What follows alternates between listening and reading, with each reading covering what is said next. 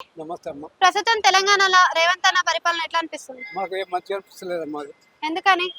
ఎందుకంటే ఇప్పుడు అన్ని బడ్జెట్ ఏం తక్కువ లేవు, అన్ని వాగ్దానాలు చేస్తలేడు. అంటే రైతు బంధు ఇట్లా అవన్నీ ఇస్తుంది కదా. రైతు బంధు ద్వారా రాలేదు, పింఛన్ 4 అది రాలేదు.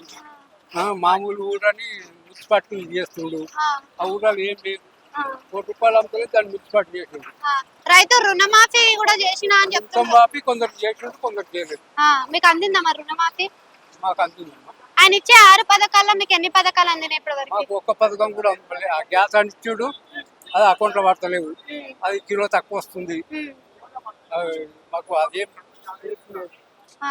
అయితే ఇప్పుడు చూస్తున్నారు కదా, మనకి ఈ పరిపాలనలో హైడ్రా అనే ఒక సిస్టాన్ని తీసుకొచ్చిండ్రు కదా. హైడ్రా అనే సిస్టమ్ వల్ల అసలు ఉపయోగం ఉందంటారా, లాభం ఉందంటారా?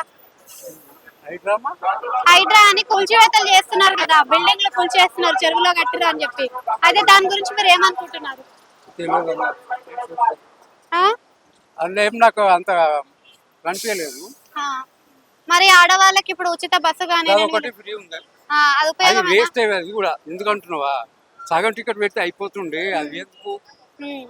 ఇప్పుడు మగవాళ్ళకి ఎంత సీట్లు లేకుండా ఆడవాళ్ళు ఉట్టిగానే బస్సులలో పోతా ఉన్నారు. ఇప్పుడు నాయకుని తోటి సీట్లు లేకుండా ఖరాబ్ అయింది.